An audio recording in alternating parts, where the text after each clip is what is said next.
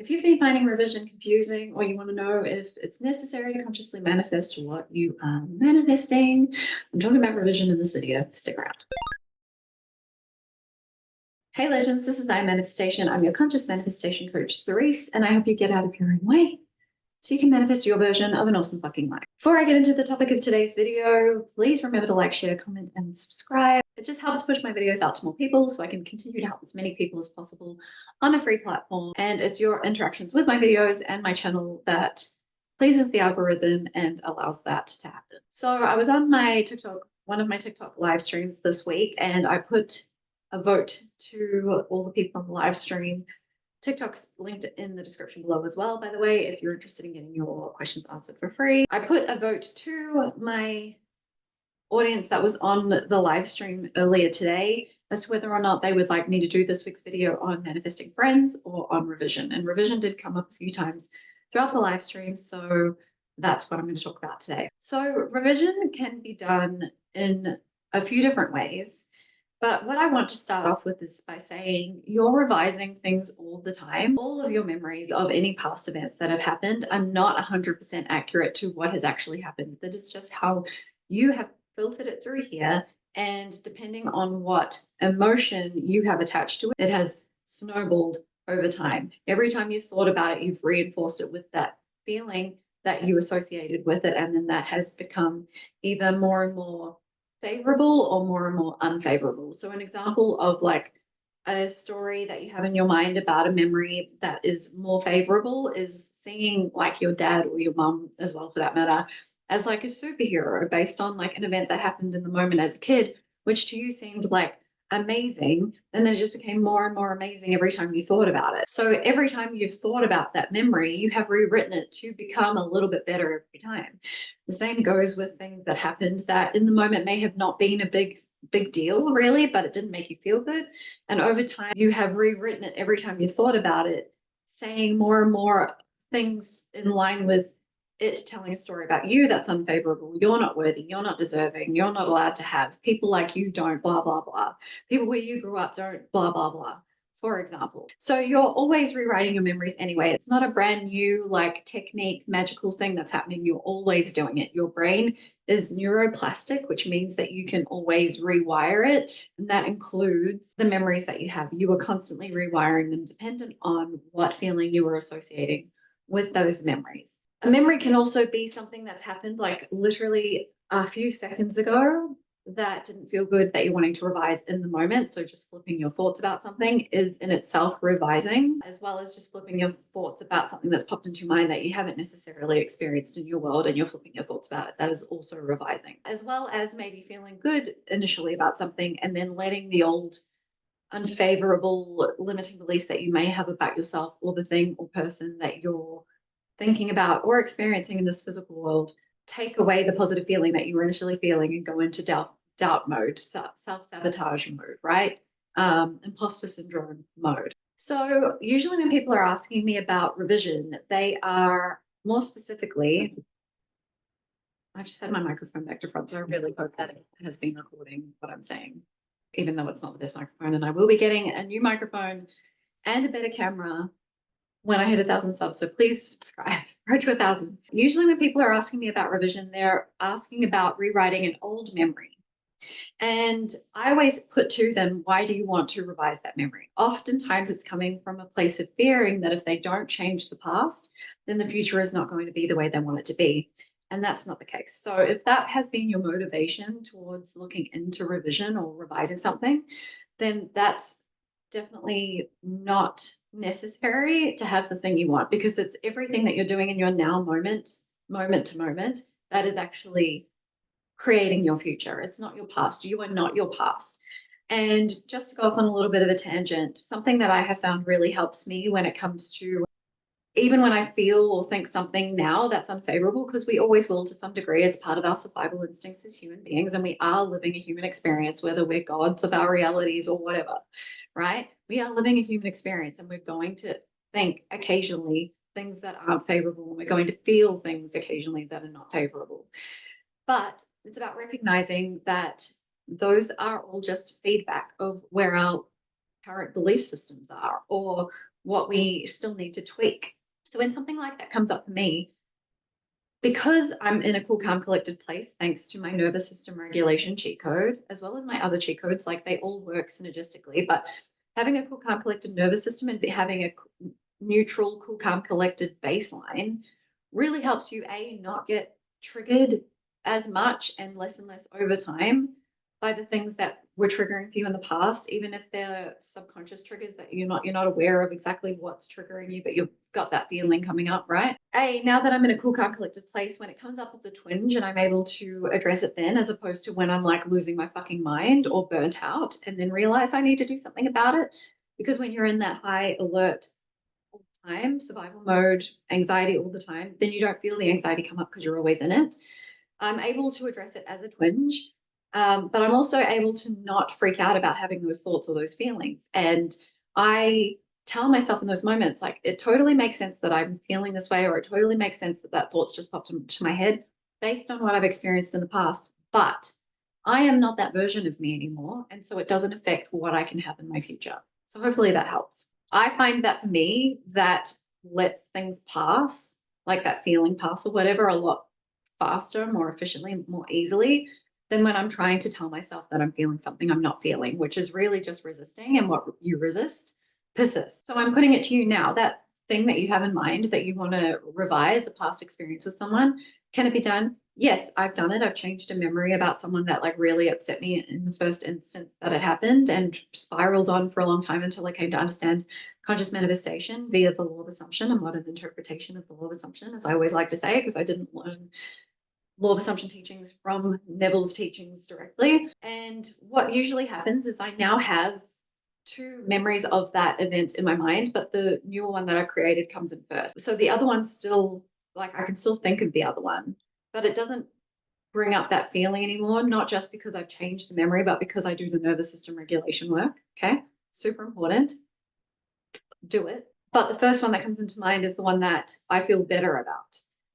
Now, when I was recreating that memory, before I even fell into my cheat codes that I tell you all about all the time. Speaking of my cheat codes, some of you will already know that I am working on a solid self-concept course. Currently, it's taking longer than I would like, but it is in the works. There is no obligation to buy. Waitlist on my page. Those on the waitlist get a 50% off code when it's released. If you're not interested in it now, but you do find that when it is released, it's something that you'd like to look into, you'll be kicking yourself if you want to purchase it and you have to pay full price. Whenever I thought about that original memory whilst I was rewriting it, which took a decent amount of time, unnecessary time, it was triggering. It brought up anxiety for me. And again, I'm telling you, you don't need to change your past to have a different future, right? So what I'm saying is, I'm putting it to you. Do you think that it's a worthwhile use of your time and energy, also risking being triggered more than you necessarily need to be, to change that memory when that memory doesn't necessarily change your future? So someone in the live stream then said, when you change your memory about someone, do they think about you differently? Yes, they do, but you can do that simply by being the version of you now that is the version of you who already has the thing, personal situation that you want. You don't have to recreate who you were in the past to recreate who you will be in the future. That is chosen in the now moment. Even when you're creating and recreating an old memory, you are doing that in the now moment, but you are also partially holding yourself one foot in the past unnecessarily. Again, unnecessarily often triggering yourself, which is what gets you stuck in those negative feedback loops of opposing thoughts, because it gets processed through here, it gets stored here, your memories get stored as feelings in your body. And before you even realize oftentimes why we react without realizing that it's neurotic in the moment, for example, is because it's all happening on a level outside of our conscious awareness until after the fact, when it's too late. Well, it's not too late because circumstances don't matter, but you've already done it. And then you're probably then spiraling on, how do I fix it? Because you're freaking out about it, when you could have just been at a cool, calm, collected place, nervous system regulation, not been living in the past, doing feel good things in the now moment that you enjoy that are unrelated to your manifestation, and focusing on treating yourself how you want to be treated. Self-concept. These are all my cheat codes: self-concept, nervous system regulation, and feel good things, which are automatically reprogramming you to be the version of you that already has the thing, getting you into the state of already having the Sabbath state, if you will, if you love Neville Goddard's teaching, without you having to change who you were in the past. And because you're then the version of you now, in those moments that you're choosing to do those things, that already has the thing, people are still changing their memories of their experiences with you automatically without you having to go through the triggering experience of revising a past event. That doesn't feel good. And I know that it doesn't feel good because otherwise you wouldn't have needed to change it. And I know that it feels really shitty because otherwise you wouldn't feel like you need to change it. But that's all coming from a place of fear that if you don't do that, people are going to see you in the same light as they did then, or you're not going to be able to become the version of you that already has the thing, that can have the thing, that's deserving of, worthy of, and allowed to have the thing. Another thing that I want to add to this before I wrap up is oftentimes, because it is trying to micromanage your manifestation in doing this, right? Particularly when it's not so much flipping in the moment because that is still revision, but when you're trying to change a memory from the past, it is trying to micromanage your manifestation. And that fear-based place that it's usually coming from, again, is that you don't think that if it went that way, that you can have the thing you want.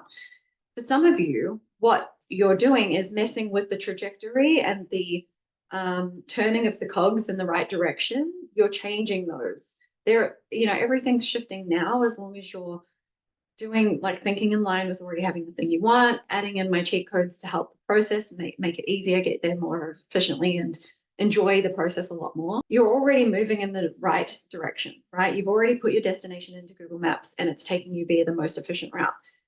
But when you rewrite something from your past and it's taking you via the most efficient route as from where you currently are based on what happened in the past. So in that sense, based on where you currently are, which you're here because of what happened in the past. So if you start to fuck with the past from a place of fear, which is usually when you're trying to do that, or when you're ruminating on it, right? It's all coming from a fear-based place. You could change something that was part of this trajectory that may have been like this in the past. Then you came across a law of assumption, started thinking in line, and then started going via the most efficient route.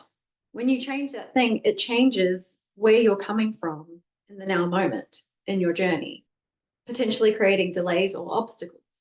So whilst I try to speak as generally as possible on here, I am going to use the example of a third party. Meanwhile, I'm like, a third party is just an obstacle. It can be a thing, person, or situation that you consider an obstacle. But I know most of you, when you think third party, are thinking of a person. Again, third party could be people's parents that you think have control over whether you can be with someone, or someone who's making a decision about who does a job when you're going for a promotion, whatever, right? So I have heard of people wanting to change the past to mean that SP didn't even meet the third party at all. But sometimes the most efficient route is them meeting someone that doesn't even fucking compare to you, that makes them realize that you are the one for them based on the horrible experience that they have with the third party.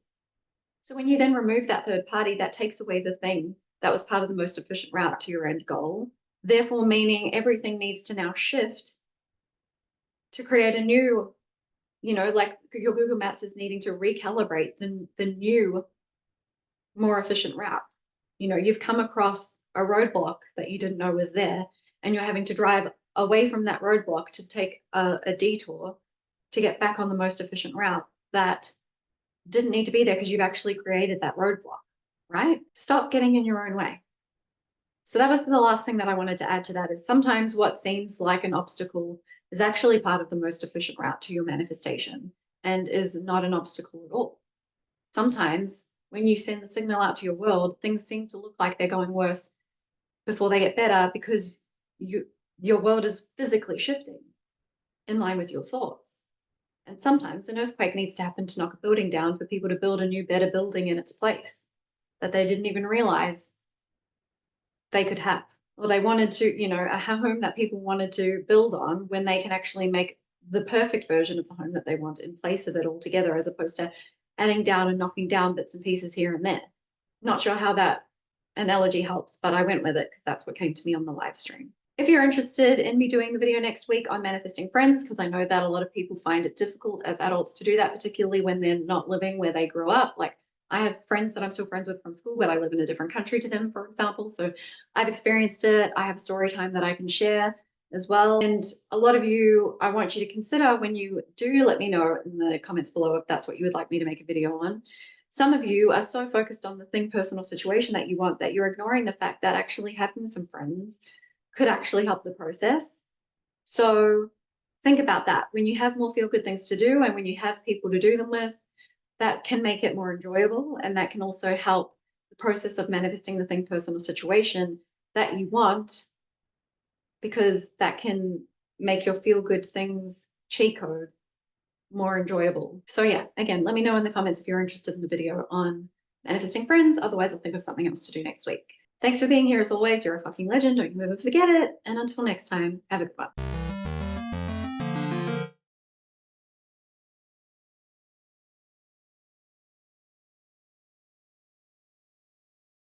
Why does it look like I have more fingers than I should have on this hand? From that angle. Sorry, distracted. Squirrel.